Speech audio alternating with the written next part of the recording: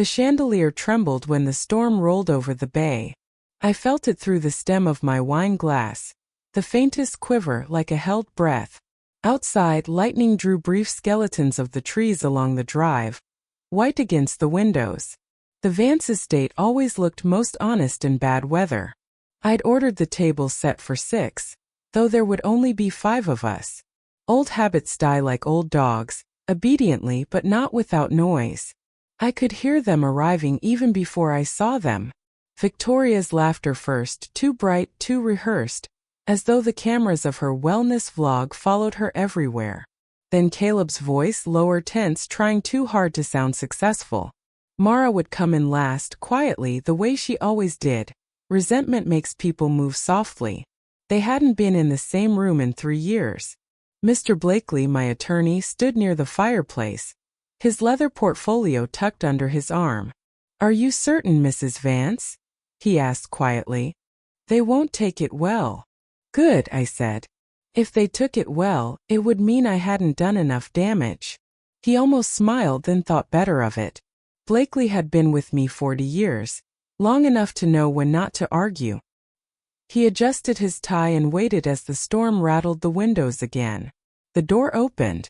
Victoria entered first, perfumed and glittering, dressed like a guest at her own coronation. "Mother," she said, stretching her arms, "you look divine." I gave her my cheek. "You look sponsored." She laughed, not realizing I meant it. Caleb came next, rumpled, handsome, eyes darting as though someone might recognize his failures if they looked too long. "Mother." He kissed my hand, always the politician. "You're well."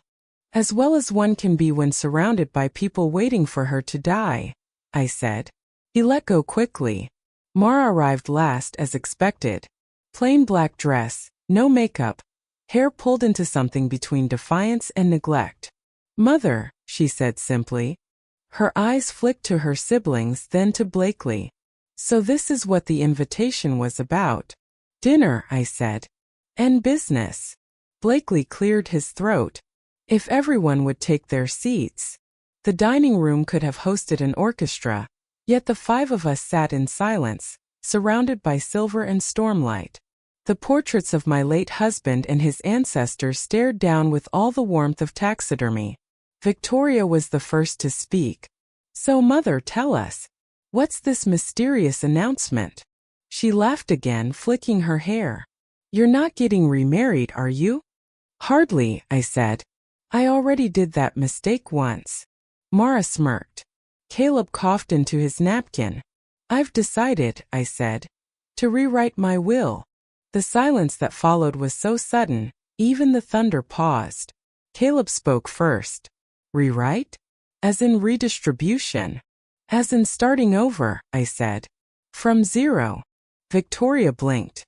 "Zero. I built this family's fortune with my own hands.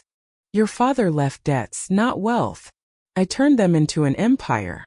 And now, as I approach the last chapter of my life, I realize something dreadful. I've raised heirs, not successors." Caleb leaned forward. "Mother, you mistake inheritance for entitlement," I continued. "You mistake my success for your birthright. You think because you share my blood you deserve my name. But you've done nothing to honor either." Mara's voice low, steady. "So this dinner was never about family. It's about punishment. It's about accountability," I said. "And opportunity." Blakely opened his portfolio and removed a single envelope. Heavy, cream-colored, embossed with the family crest. "This," he said, "is Mrs. Vance's preliminary notice of intent. It declares that the estate will be divided according to a new clause, one that will be revealed only upon her passing." Victoria frowned. "A new clause? What kind of clause?" Blakely looked to me. I nodded. "It's called the inheritance clause," he said. "It determines eligibility. Without satisfying its terms, no heir may inherit." "What terms?" Caleb demanded. Blakely closed the folder. "That will be revealed when the time comes." "Meaning when she's dead," Mara said flatly. I looked at her. "Meaning when you've earned the right to know." Victoria's voice trembled between anger and charm. Mother, this is cruel. No, my dear, I said softly. This is love stripped of illusion. Thunder cracked again. The lights flickered once, twice before steadying. The house seemed to hold its breath with us. You each have built something from my shadow, I said. Victoria, your wellness brand. A parade of filtered lies funded quietly by my accountants. Caleb, your startups, your investors, none of whom know that your collateral was my name. And Mara. I paused.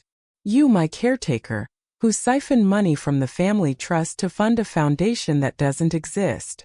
Mara's eyes widened, but she didn't speak.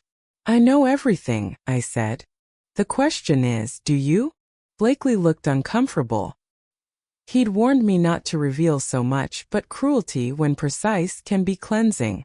Caleb stood, anger flushing his face. You can't just erase us from your life, Mother. I smiled.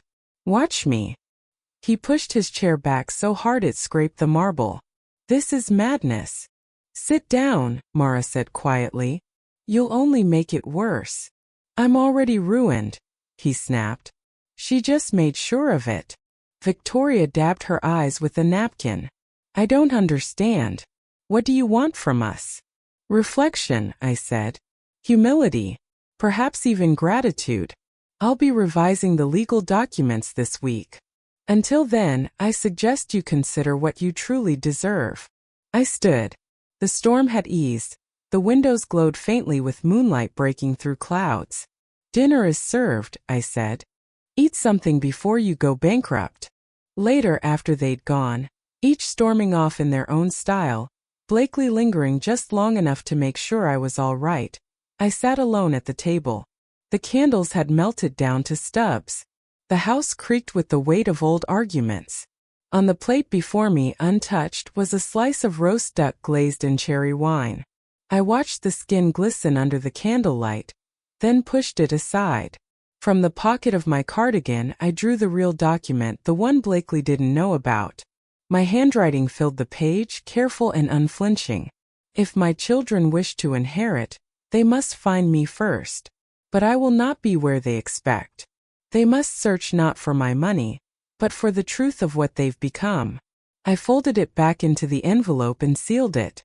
The estate was silent now, save for the rain tapping at the glass. I looked up at the chandelier, the same one that trembled when my husband died 40 years ago. The same one that had survived every storm since. Let's see, I whispered to it. What survives this one? The rain followed me home like gossip. By the time I reached my penthouse, the city had already swallowed the storm, turning it into mist that clung to the glass.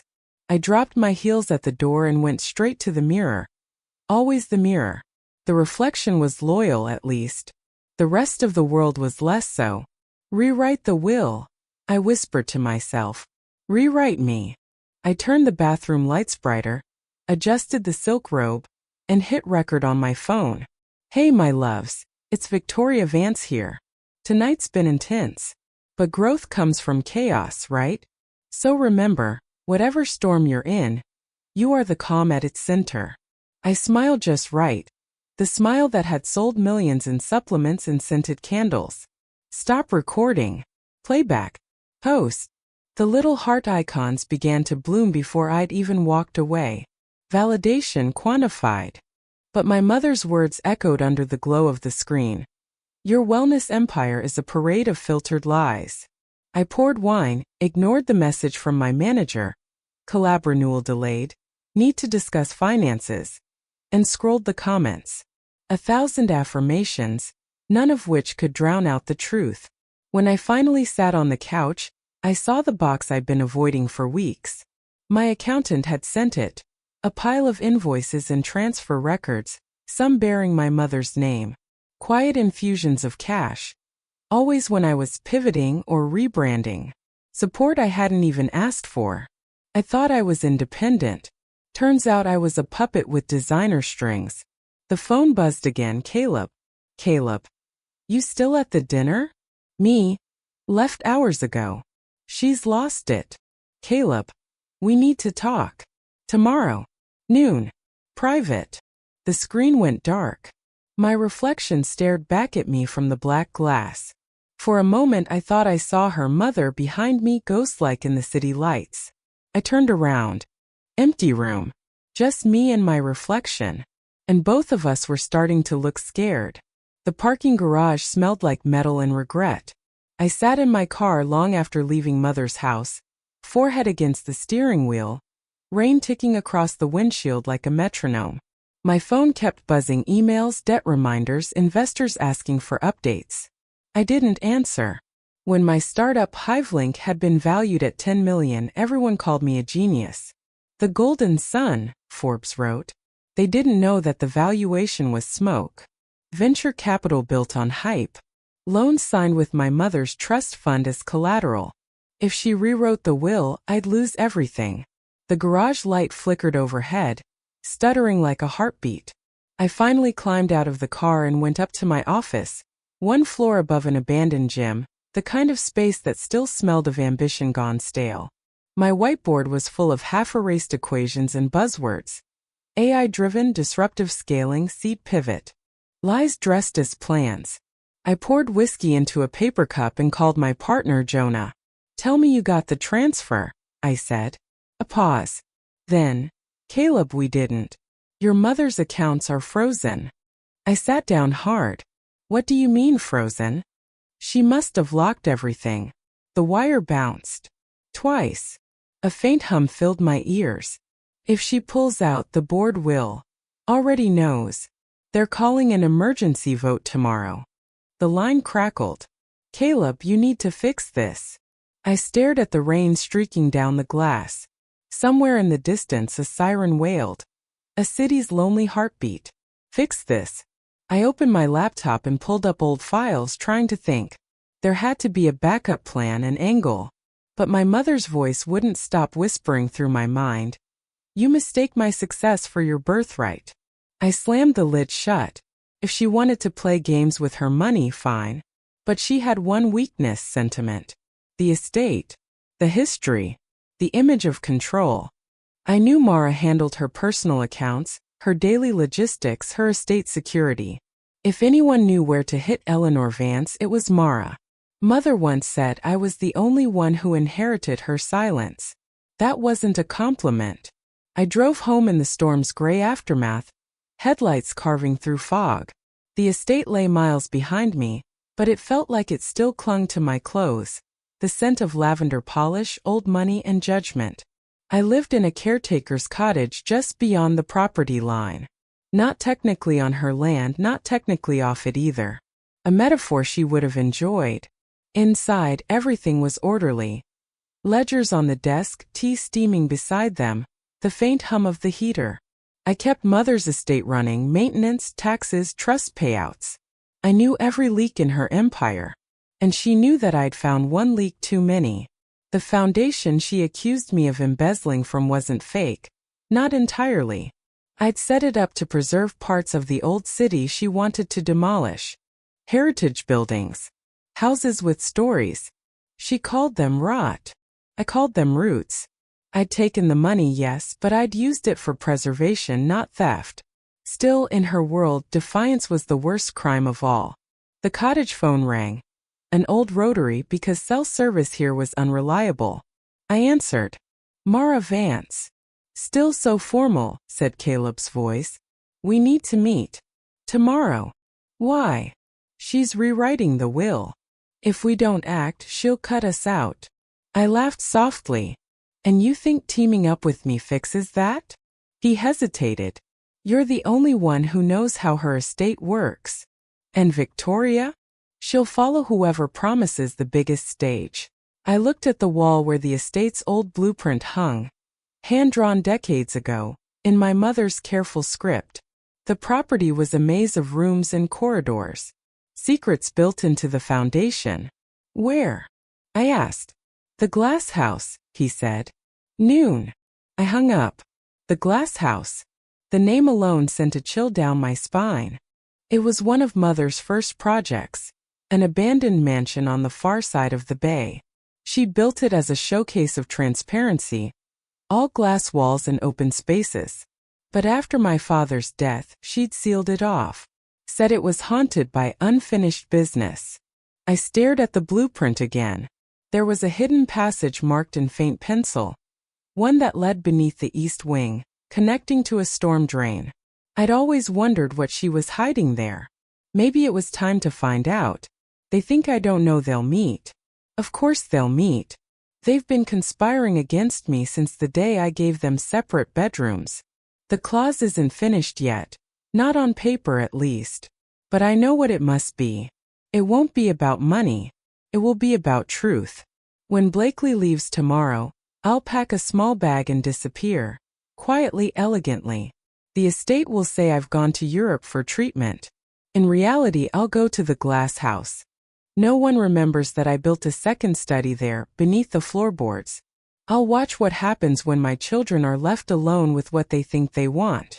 The storm outside has passed, but the house hums like something waiting to happen. I pour myself a final glass of wine and look toward the sea. Tomorrow, I whisper. Let's see what survives. Midnight. The city. Victoria dreams of flashing cameras turning into floodlights. Caleb dreams of empty accounts. Mara dreams of glass walls cracking in silence. At the estate, the last light in Eleanor's study flickers out. Outside, the bay wind rises again, carrying the faint echo of a woman's laughter, soft, deliberate, unafraid. The house had gone too quiet. When I woke, the sea mist had already rolled in, soft and thick, turning the grounds white. From my window, I could see the silhouettes of the cypress trees bending in the wind like mourners. The chandeliers in the great hall were still swaying slightly from last night's storm. It gave the whole place the feeling of having just survived something, barely.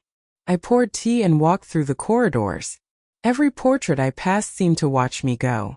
You built this empire, Eleanor. Now burn it down. The decision felt different in daylight. Less righteous, more cruel. But cruelty was the only language my children understood anymore. Love had gone stale in translation. Downstairs, Blakely was waiting by the front door, hat in hand. You didn't sleep, he said. I haven't in years. He hesitated. You're sure you want to proceed with the next step? Completely. He adjusted his glasses. Then I'll begin formal notice. By next week, your assets will be in temporary trusts. Good. I handed him an envelope. Here's my itinerary. Say I'm traveling for medical reasons. Zurich, Geneva. Something expensive. Blakely frowned. And where will you actually be? Nowhere they'd look. He gave a small, resigned nod. I'll handle the press. Don't, I said. Let the silence speak first. When he left, I locked the door behind him and stood in the hall. For the first time in 40 years, I was alone in my own empire. I should have felt free. Instead, I felt haunted. By noon, the estate looked deserted. I parked the truck near the stables, where the mud still held the shape of last night's tires. The front doors were closed, but one curtain on the upper floor had been drawn back. A small, deliberate signal. Mother's signals were never accidents. I used my caretaker's key to enter. The air was heavy with lemon polish and something else. Absence. Mother. I called. No answer. The clock in the hall had stopped at 8:47. Her study door was ajar. Inside, the desk drawers hung open. A few papers scattered on the carpet. The old fountain pen she always used was gone, as was the silver frame that held our childhood photo, the last one before Father died. On the desk sat a single note. Don't look for me. Look at yourselves. I stared at the words until they blurred. I checked every room. The wardrobe was half empty. The safe stood open, its contents neatly gone. No signs of struggle, no blood, no broken glass. Just a house that looked like it had been carefully abandoned. In the kitchen, the maid Teresa stood wringing her hands. She left early, Teresa said in a whisper. Before dawn. I heard her footsteps. Did she say where? No. Just that she wouldn't be needing breakfast. Her eyes darted toward the window, where the sea fog pressed against the glass. She took the old car. The Rolls. No, the blue one, the one she hates. That was odd enough to be deliberate. Mother never drove that car. It was a relic from the 70s, stored for sentimental reasons. She wanted to be seen leaving in it. I thanked Teresa and walked outside. Tire marks led down the gravel drive, curving toward the main road, then vanishing in the mud. I called Caleb. "She's gone," I said. He sounded half awake, half panicked. "Gone where?" "She left a note." "What does it say?" "That we should look at ourselves." A pause. "She's playing us. She's testing us." "Same thing." He exhaled loudly. "I'll be there in an hour. Don't touch anything." I almost told him I already had, that I'd pocketed the note and the half-burned envelope I'd found in her fireplace. But I said nothing. Mother wasn't the only one who kept secrets in that house. The drive to the estate felt longer than usual, like the road was stretching itself out to punish me. By the time I arrived, Mara was waiting at the door, arms folded, rain soaking her coat. "Where's Victoria?" I asked.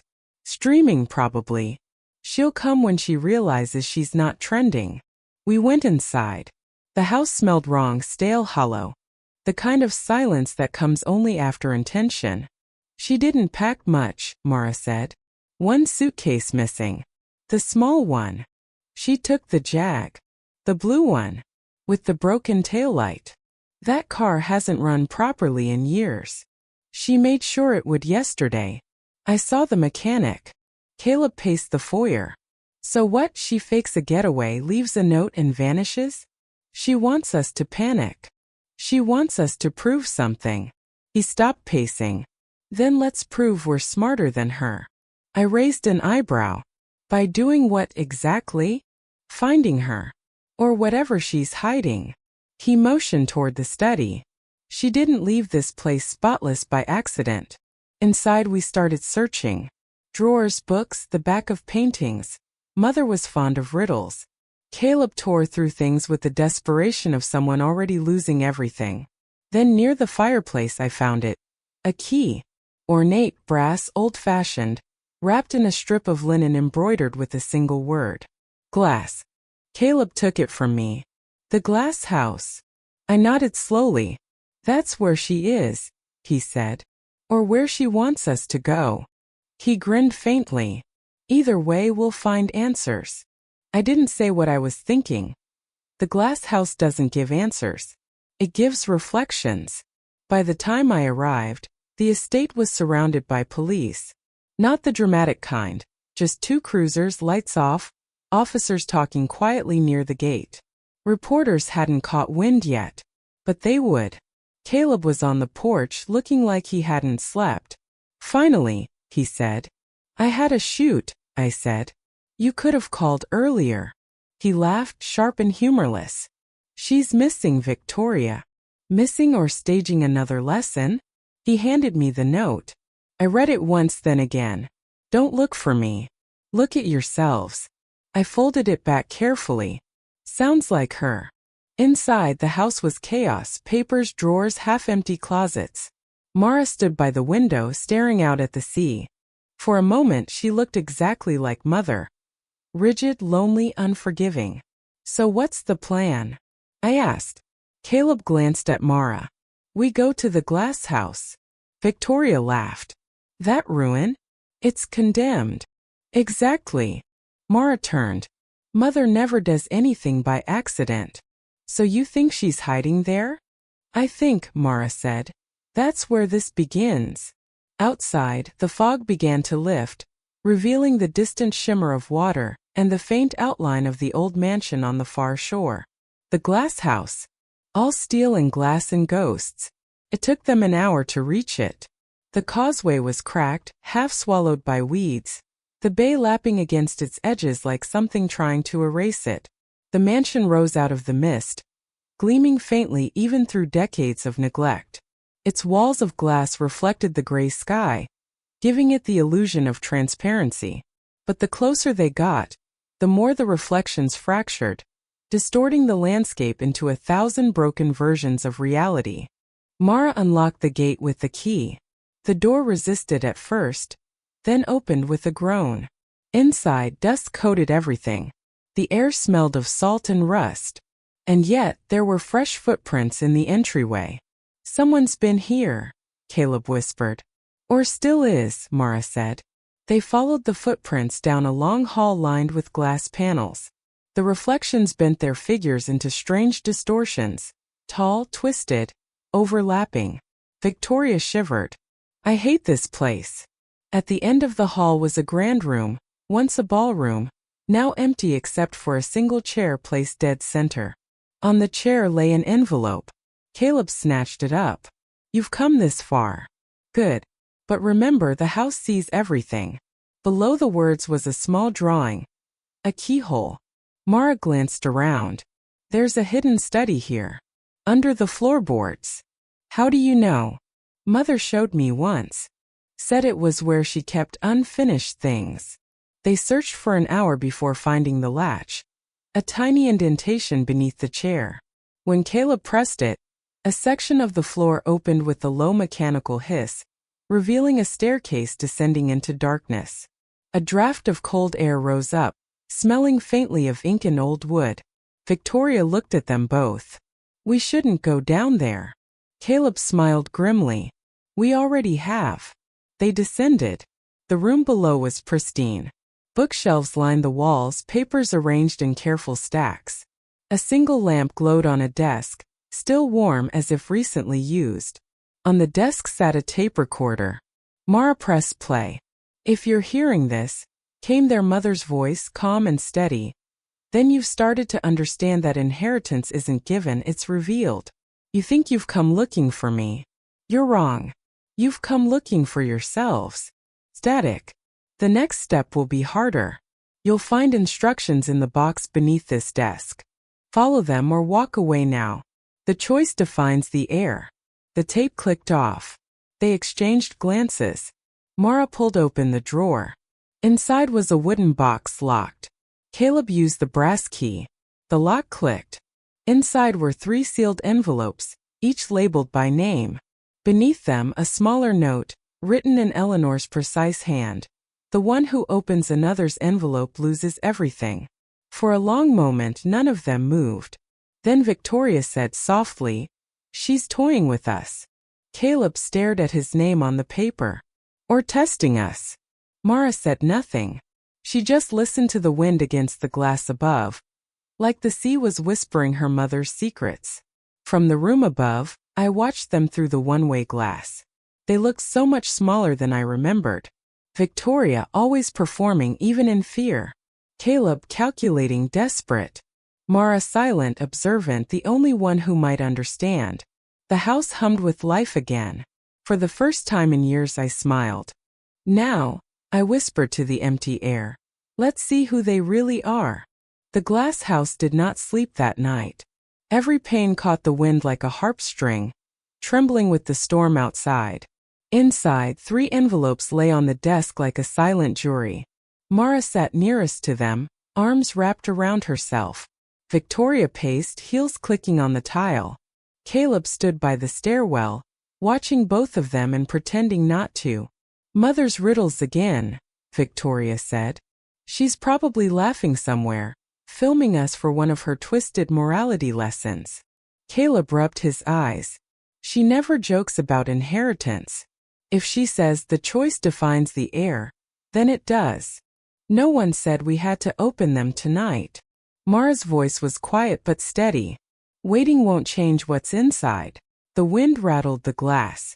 The sea kept whispering. At last Caleb reached for his envelope. His name in their mother's hand was so precise it looked carved. He lifted it, felt the weight light like a single sheet. Then he hesitated. Victoria snatched hers instead. "Fine. I'll go first." She tore the flap. Inside lay a slip of cream paper and a smaller key wrapped in silk. She read silently. Color drained from her face. Caleb leaned forward. "What?" "Nothing." She folded the note back with surgical care. Mara narrowed her eyes. "That's not nothing. It's personal. Everything with Mother is public.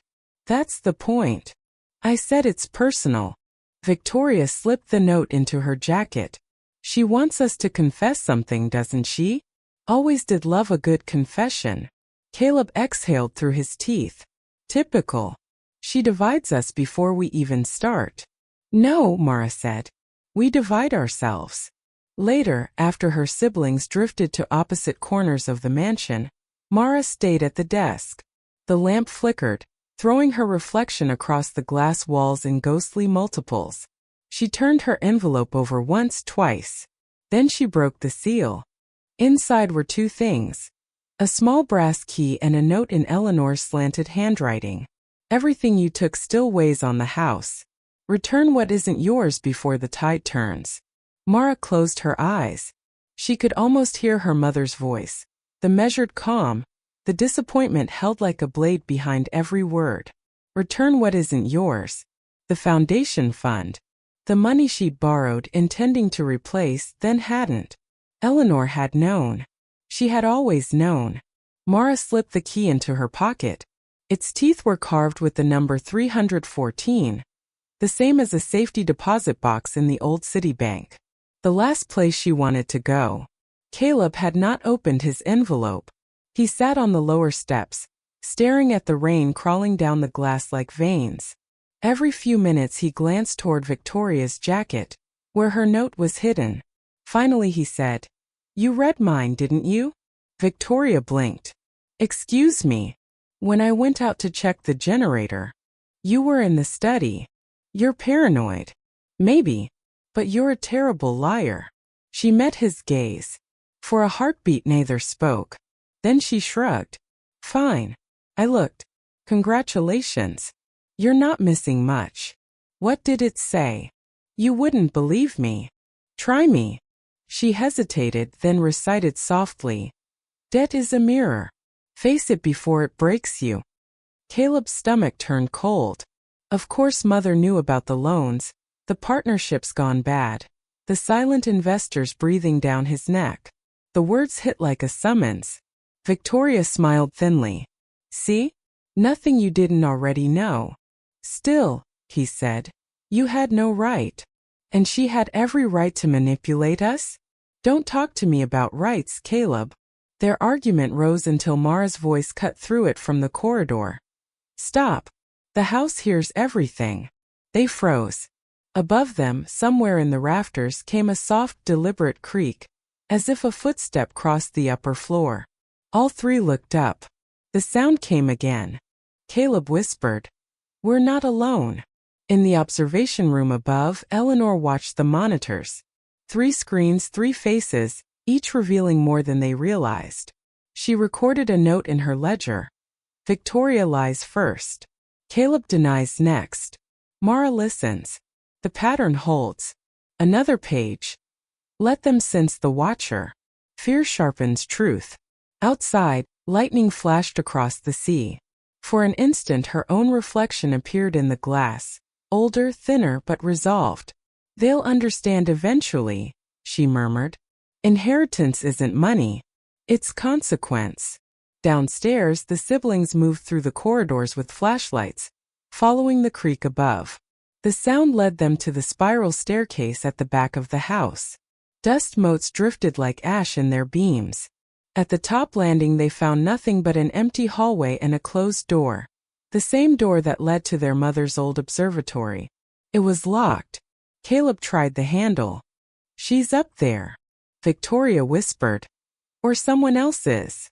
Mara lifted her flashlight. The beam caught a faint outline on the floor. A fresh footprint in the dust. Barefoot, small. "She was here," Mara said. Then faintly a click behind them, the sound of the door downstairs closing by itself. The wind should not have reached it.